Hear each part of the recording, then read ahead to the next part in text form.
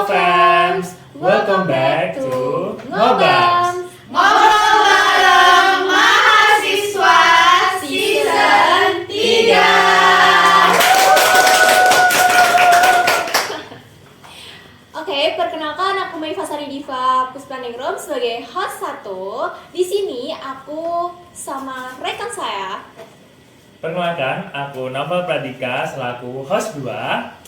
Akhirnya kita bertemu lagi di Ngobam Season 3 episode 2. Kira-kira Kak Novel udah nonton belum nih yang Ngobam Season 3 episode pertama? Pastinya udah dong, Oh. langsung kemarin setelah upload aku langsung nonton. Nah, buat teman-teman yang belum nonton Season 3 episode pertama, langsung aja nanti nonton, link di deskripsi. Oke, tentunya episode kali ini bakal lebih seru dan berbeda dari episode sebelumnya. Nah, penasaran gak sih Kak, apa aja yang bakal dibahas kali ini? Betul sekali, sesuai dengan judul, di tema kali ini kita akan membahas topik mengenai demam panggung. Wih, dari topiknya aja udah kedengaran sangat seru ya Kak? Iya, bener banget.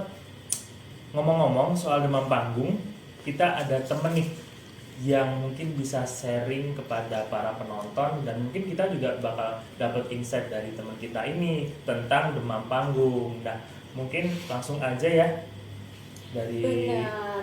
Maifa. Tapi sebelum itu, jangan-jangan nih penonton tuh belum tahu apa sih sebenarnya demam panggung itu? Kira-kira apa sih Kak? Jadi, demam panggung itu adalah istilah yang digunakan untuk menggambarkan perasaan gugup atau mungkin cemas saat seseorang itu sebelum perform atau tampil di depan khalayak umum. Dan istilah ini sering digunakan untuk menggambarkan gejala fisik dan emosional yang timbul karena tekanan dari ekspektasi atau perhatian orang lain dalam situasi yang memerlukan performa. Itu. Wih, benar-benar sangat seru untuk dibahas ya Kak. Gak usah lama-lama lagi, kita langsung aja yuk panggil narasumber kita kali ini. Please welcome Norika Salsabila.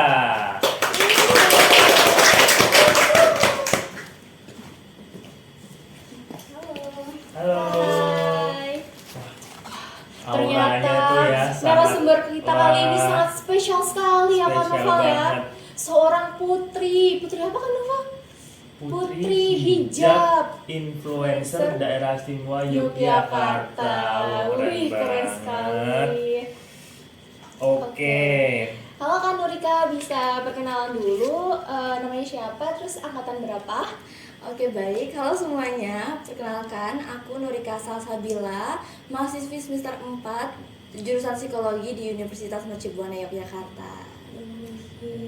Halo Kak Kak Nurika, Norika. gimana nih kabarnya? Alhamdulillah sangat baik dan sangat bersemangat. Alhamdulillah kita berdua tentunya juga baik ya Kak Novel ya. Iya, apalagi senang banget nih kehadiran Iya. tamu spesial. Spesial malam hari sekali ini. ya teman-teman ya. Oke Kak Norika, aku dengar akhir-akhir ini Kak Norika lagi sibuk banget ya, apalagi setelah jadi putri hijab daerah istimewa Jakarta ini. Nah, mungkin bisa langsung diceritakan nih gimana kesibukannya selama ini akhir-akhir ini setelah menjadi putri hijab daerah istimewa Jakarta. Oke, akhir-akhir ini aku memang lagi sibuk prepare untuk ke nasional. Dan Putri Hijab Influencer DIY sendiri ada program kerja yang akan kami emban selama 1 tahun. Dan dalam hal itu kami juga membuat program kerja yang akan nantinya kami upload di akun Putri Hijab DIY seperti itu. Benar-benar sangat sibuk ya Kak Nurika ini. Sibuk banget. Keren sekali. Oke. Kalau boleh tahu nih Kak Nurika tuh asalnya di mana sih? Oh, kalau aku asalnya bukan dari daerah istimewa Yogyakarta, aku asalnya dari Kalimantan Tengah. Jauh sekali teman-teman dari Kalimantan Tengah loh. Tapi keren loh Kak, maksudnya jauh-jauh dari Kalimantan tapi di Jogja malah bisa berprestasi Benar gitu sekali. kan. Nah, itu sebenarnya gimana sih awal mulanya ikut Putri Hijab ini? Oke, jadi awal mulanya itu aku emang suka modeling dari SD, dari kelas 3 SD. Nah, dari kecil tuh aku emang modelingnya tuh pakai hijab. Nah, terus SMP, SMA, dan waktu SMA itu aku pertama kali ikut ajang beauty pageant yaitu Putri Pariwisata di kabupaten aku. Mungkin kalau di tingkat nasional tuh namanya Asosiasi Duta Wisata Indonesia. Nah dari situ aku belajar banyak tentang beauty pageant. Dan waktu di Jogja sendiri, karena aku termotivasi untuk selalu ikut lomba, ingin mengeksplor diri selalu gitu, aku beranikan diri untuk mencoba modeling di sini.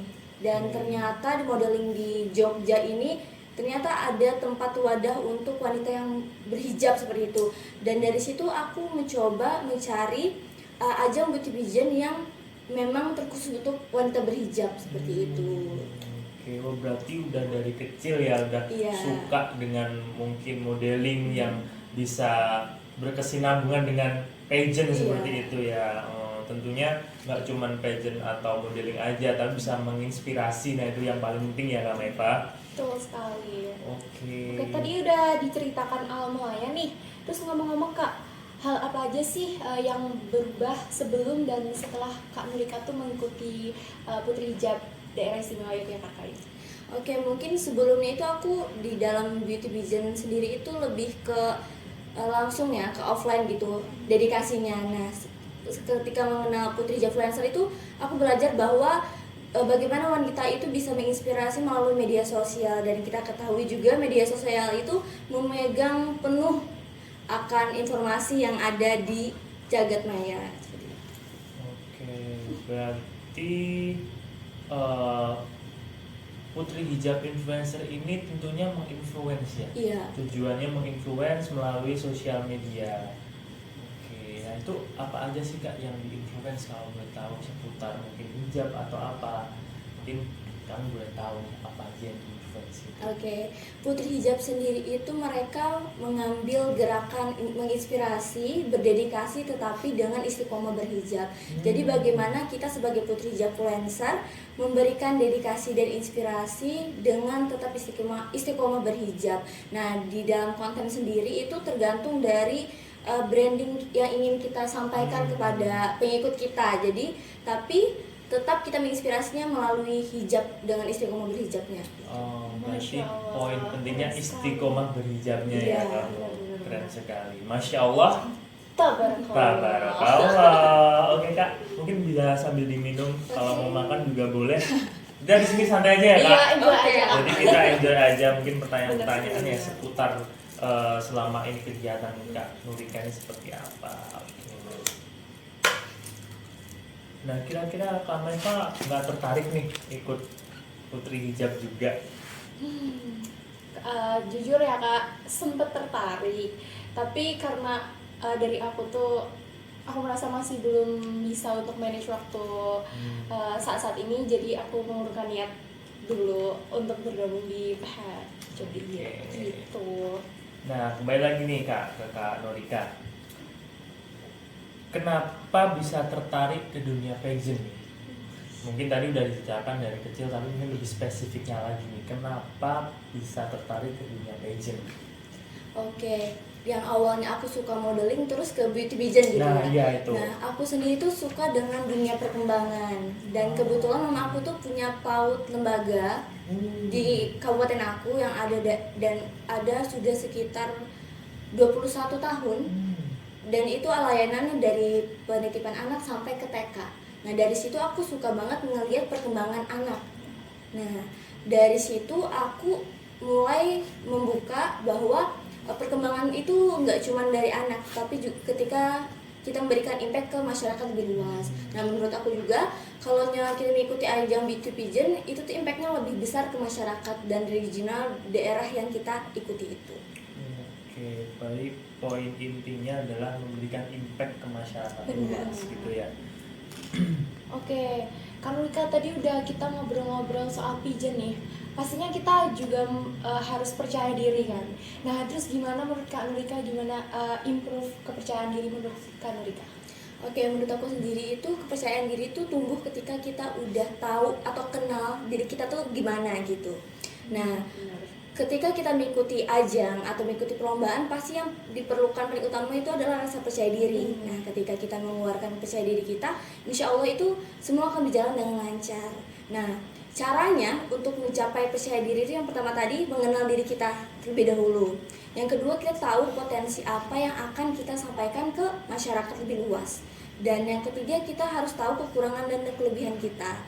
Kan banyak nih orang ngeliat si A lebih bagus nih modelingnya, terus aku langsung gak percaya diri. Padahal itu bukan pemikiran yang baik. Seharusnya kita jadikan orang itu sebagai pembelajaran dan kita improvisasi diri bagaimana menjadi orang yang lebih percaya diri melalui potensi diri kita. Seperti itu. Paling pentingnya kenali dulu diri kita sendiri dan harus tahu dulu ya kelebihan dan kekurangan dalam Jadi diri kita sebelum apa. mencintai diri sendiri itu lebih baik mengenali diri Diri sendiri. sendiri. Oke, wah, udah banyak banget ya ini insight yang kita dapatkan padahal baru berapa menit ya ini. Iya. Oke Kak Nurika, kami ada pertanyaan lagi nih tentang motivasi. Nah, tentunya di dalam mengikuti sebuah pageant atau kompetisi, Kak Nurika kan pasti punya punya motivasi ya. Nah, motivasi Kak Nurika sendiri ini apa sih dalam mengikuti pageant tersebut? Oke, motivasi saya sendiri mengikuti beauty pageant itu yang tentunya ingin menginspirasi publik secara luas seperti itu. Dengan apa yang saya miliki, dengan apa yang bisa saya berikan, walaupun sekecil apapun itu, saya yakin bisa memberikan dampak yang positif bagi orang lain. Dan menurut saya ajang beauty pageant sendiri itu sangat amat membantu masyarakat secara luas. Yang seperti kita tahu kan banyak macam-macam beauty pageant sesuai dengan arah dan tujuan visi misi beauty pageant tersendiri. Aku sendiri tuh suka dengan Putri Hijab Influencer karena aku suka modeling dan aku menjalani hari-hari aku dengan hijab. Dengan itu aku termotivasi untuk memberikan inspirasi melalui hijab seperti itu. Oke, berarti motivasinya ingin memberikan inspirasi kepada masyarakat. Oke, lalu Kak Nurika ini pernah nggak sih ngalamin demotivasi? Karena kan tentunya Setiap orang tuh pasti iya, pernah ya. apalagi kalau pas lagi lelah, pas lagi sedang ya banyak pikiran mungkin, nah itu mungkin pernah nggak sih Nah, demotivasi? gimana cara mengatasinya? Nah, dan cara atasinya dari Kak Nurika sendiri? Oke, tentunya kan kita sebagai manusia pernah terdemotivasi. Dan aku sendiri tuh pernah mungkin kemarin itu karena tugas yang banyak dan sambilan ada organisasi dan di situ posisinya aku belum bisa memanage waktuku dengan baik sehingga ada istilah keteteran lah waktu itu. Tapi aku sendiri itu nggak langsung drop gitu loh, mungkin drop tapi nggak langsung stres atau depresi seperti itu, nggak sampai kayak gitu. Aku lebih mencari cara bagaimana mengatasi masalah aku tersebut. Nah, dan dari situ aku belajar juga bagaimana sih cara aku supaya nggak terulang lagi masalah aku, dan dari situ juga termotivasi juga kan aku untuk menjadi lebih baik dan dapat mengerjakan tugas yang baik juga. Berarti memang Kak Nurika ini benar-benar sibuk ya, dari kuliah, kemudian organisasi, dan sekarang Ditambah lagi mengikuti pageant yang menjadi putri sangat hijab. keren ini ya. Oke, ini dari Kak Neva. Oke, jadi aku punya pertanyaan lagi ya Kak Nurika. Jadi aku tuh mau tahu apa sih faktor terbesar dalam diri kakak tuh yang membuat kakak tuh ada di posisi sekarang? Oke, menurut aku faktor yang besar yang membuat aku sampai di posisi ini yang pertama itu pasti pengalaman. Karena dari pengalaman itu dapat membuat aku belajar, entah itu pengalaman yang buruk atau itu pengalaman baik, semua itu adalah bahan pembelajaran bagi aku. Dan menurut aku pembelajaran yang paling baik itu adalah ketika kita pernah merasa di bawah. Nah, ketika kita pernah merasa di bawah, kita pernah merasa jatuh, kita bisa belajar bagaimana sih rasanya ketika kita di bawah, dan kita bisa lebih aware terhadap orang lain seperti itu. Yang kedua itu karena dukungan keluarga. Tentunya juga doa seorang ibu yang sangat mujarab. Number one ya Kak? Iya, pasti itu yang pertama. Doa ibu. Ya, aku ngerasa mungkin aku posisi sekarang ini kalau tanpa doa ibu tuh aku nggak bisa jadi apa-apa. Saking doa ibu tuh sangat mujarab seperti itu. Dan alhamdulillah juga aku berada di dalam lingkungan yang mendukung, entah itu dalam pertemanan, entah itu di dalam organisasi dan di tempat kerja seperti itu. Sangat beruntung ya Kak Nurika ini, dari keluarga, teman, semuanya mendukung. Terus Doa tadi ibu bener jadi paling loh. penting ya Kak. Doa paling bisa tembus langit. Hmm. Sama pengalaman tadi ya. Pengalaman. Pengalaman Bener, adalah bener. guru terbaik. Iya. Oke, ada pertanyaan lagi gak sih kak? Ada. Nah, ini justru malah ke intinya nih. Bener. Inti dari pembicaraan pada podcast malam hari ini nih. Apa Kak? Jadi tadi kan Kak Nurika sudah cerita banyak ya, mulai dari faktor terbesar, terus mengenai pijan-pijan, terus ngomong-ngomong soal pijan nih, Kak Nurika pernah nggak sih mengalami yang namanya demam panggung? Wah, pasti pernah ya Kak. Iya. Lalu bisa diceritain nggak pengalaman-pengalaman saat demam panggung itu? Oke, mungkin aku itu orangnya sedikit panikan, jadi sangat amat sering demam panggung sebelumnya. Entah itu modeling ataupun itu aku sering demam panggung, padahal aku sering tampil. Nah tapi kita di sini tuh bagaimana caranya supaya demam panggung kita itu nggak terlalu besar frekuensinya. Ketika terlalu besar kan malahan jadi ambiar ya kok ketika kita ada dalam acara. Iya, betul. Nah, aku itu seringnya kalau demam panggung itu sebelum modeling atau gimana itu aku ke kamar mandi dulu, nenangin diri dulu, maksudnya nenangin dalam jiwaku dulu karena aku ada mah juga kan, jadi mungkin bawaan dari situ jadi membuat semakin tambah ada rasanya gugup tersendiri. Nah, semenjak aku ikut Putri Hijab sendiri, aku belajar bagaimana cara aku meredam demam panggungku.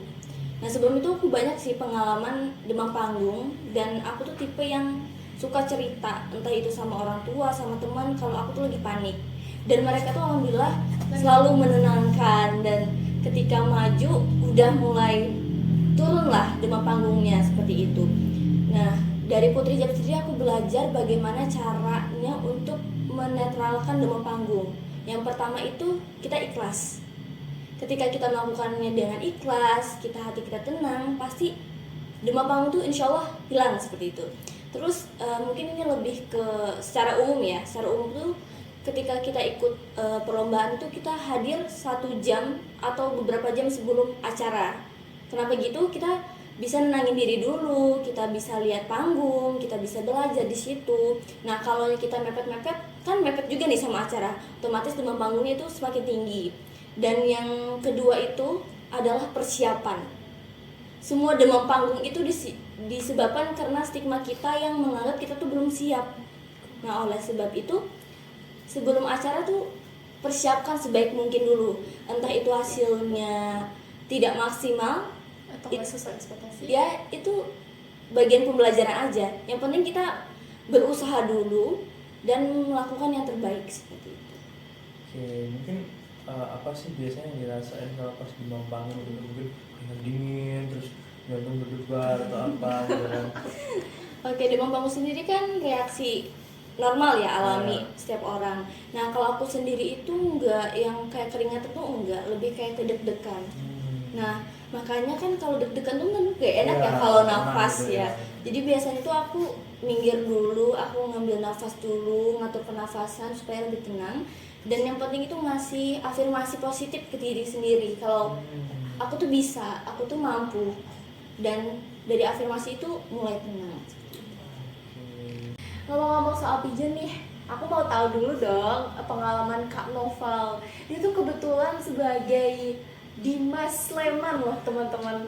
Loh, Wah. gak kalah kerennya juga loh, Reva tuh juga salah satu Mas Mbak Klaten ya kan. Nah kalau aku sendiri pernah juga sih sama kayak Nurika gitu ya. Kayak mungkin waktu MC, jadi MC, kemudian pernah jadi suatu pembicara gitu kan. Tentunya walaupun kadang kita tuh udah mempersiapkan itu, semua kan udah ada di otak nih, semua udah ada di kepala, kita tinggal nyampaikan gitu kan. Tapi pada akhirnya tetap kita nggak akan lepas dari yang namanya demam panggung. Nah jadi kayak ngerasain tiba-tiba keringat dingin, terus gak enak badan gitu kan. Tapi balik lagi yang bisa ngontrol tuh cuma diri sendiri gitu. Oke. Pengalamannya. Lanjut pertanyaan. Oke, lanjut pertanyaan. Apa mau tahu dulu nih pengalaman dari aku sendiri? Boleh. Kalau dari aku sebenarnya aku juga sama kayak Kanurika tertarik ke dunia kayak gitu tuh mulai dari kecil. Tapi bedanya kalau aku dulu tuh itu dari orang tua yang nyuruh aku. Nah, walaupun udah dari kecil nih teman-teman, sampai saat ini pun walaupun kita udah terbiasa ya Kak, kita tampil di depan publik, pasti ada kalanya kita tuh demam panggung. Karena aku tuh tipe orang yang pas saat aku di panggung, aku tuh masih apa ya, kayak belum bisa fokus ke diri aku sendiri. Aku tuh masih mikirin orang lain, aduh nanti ekspektasi orang tuh gimana ya ke aku, takut nggak sesuai ekspektasi. Terus saat aku misal baru public speaking atau tampil gitu, pasti ada aja kan dari luar tuh kayak kayak istilahnya apa ya, bikin kita tuh nggak percaya diri. Nah itu yang bikin aku tuh kadang demam panggung langsung kayak aduh takut banget gitu, tapi masih bisa kontrol. Oke, kembali ke Laptop. Kak Nurika. Oke, lanjut ya teman-teman. Itu tadi sedikit cerita pengalaman dari kita berdua, tiga. Oke, kalau udah bahas soal demam panggung atau nervous gitu kan, mungkin Kak Nurika bisa menceritakan atau memberikan pengetahuan nih atau insight sama penonton gimana solusinya untuk mengatasi demam panggung itu, biar bisa menenangkan diri dulu gitu, mungkin dengan caranya Kak Nurika sendiri gitu. Oke, kalau caraku sendiri itu aku suka manis kan. Jadi aku biasa beli permen dulu, terus aku bawa ke tempat aku perlombaan. Bagian dari penenangan diri kan setiap orang tuh beda-beda. Entah itu dia duduk dulu, dia minum kopi dulu, atau dia lari-lari dulu, kan banyak ya, setiap orang tuh beda-beda. Kalau dari aku sendiri tuh aku suka makan permen dulu, minum, terus sambil duduk tenangin diri. Tapi biasanya kalau aku demam panggung tuh cuman di backstage, belakang ya panggung. Tapi kalau aku udah maju, aku udah nggak lagi, karena aku udah nunjukin rasa percaya diri aku, karena aku yakin kalau kita percaya diri itu aura udah keluar gitu. Nah, dan aku sendiri kalau gue di panggung tuh berani mandang orang satu-satu. Aku udah berani mandang orang satu-satu, walaupun orang gak mandang aku harus tetap mandang supaya mereka ngatensi kita balik gitu. Wah, ini percaya diri banget ini. Iya, harus kayak gitu. Karena kalau kita kayak gitu, kita melatih mental kita juga, dan itu adalah bagian dari pembelajaran kita juga. Kalau itu tadi tips dari Kak Nurika, aku mau tahu juga dong kalau tips dari Kak Nova gimana nih? Tips dari aku ya. Benar, sebelum Mungkin kalau dari aku. aku sebelumnya, aku ini dulu sih kayak self talk dulu sama diri sendiri di depan kaca gitu kan, ya, meyakinkan diri sendiri. Misalnya ada di backstage gitu kan, kadang ada kaca buat di tempat transit biasanya. Aku biasanya kayak lebih ke ayo kamu bisa, kamu mampu, kayak menguatkan diri sendiri. Meyakinin. Ya, meyakinin diri sendiri bahwa di depan itu tuh bukan hal yang harus kamu takutin, justru harus kamu hadapin gitu. Kalau dari aku itu sih. Kalau dari Maifa gimana? Kalau aku kayaknya ini lebih dibilang unik ya, karena aku tuh kalau emang udah bener-bener aku nggak tahu lagi, udah kayak aduh bisa nggak sih, aku tuh nenanginnya dengan cara aku lihat meme receh. Nggak tau, kayak itu tuh bisa apa ya, aku kalau udah lihat hal lucu terus itu tuh jadi ke bawah juga Moodnya kayak, ya. iya, jadi nggak kepikiran yang lebih gitu. Itu sih. Unik sekali ya. Tapi justru itu sih, dengan cara-cara unik itu kita punya cara-cara tersendiri gitu kan buat mengatasi itu. Nah, terakhir nih Kak Nurika, tips and trick buat penonton semua yang ada di sana, bagaimana cara agar kita tuh memiliki rasa kepercayaan diri yang baik gitu kan, ketika kita ingin menghadapi orang banyak, menghadapi audiens itu, gimana sih menumbuhkan rasa percaya diri dan untuk mengatasi demam panggung itu sendiri. Gimana sih tips and triknya, coba bisa dikasih tahu kepada penonton. Teman-teman simak ya, tips dari Kak Nurika nih penting sekali. Oke, tips and triknya supaya kita tampil percaya diri itu, yang pertama itu seperti yang aku bilang pertama itu, kita mengenali diri kita sendiri. Dari mengenali diri kita sendiri, kita tahu nih potensi apa yang bisa kita gali dan bisa kita jadikan hobi maupun prestasi. Yang kedua, setelah kita ngenalin diri, kita ngetahuin potensi diri kita, yang paling penting adalah kita latihan. Kita gali dulu, kita latihan berulang-ulang sehingga menjadi hasil yang maksimal. Nah, yang ketiga itu kita yakin kalau kita tuh bisa, dan yakin juga apapun yang kita lakukan tuh secara tulus. Dan ketika kita memiliki tujuan yang tulus dalam melakukan sesuatu hal, maka rasa percaya diri itu akan sangat tinggi gitu. Kalau aku sendiri tuh kayak gitu, aku ngerasa apapun yang aku lakukan harus ada motivasi untuk orang lain. Dari itu aku sangat mencoba memberikan hal yang terbaik dong buat orang lain.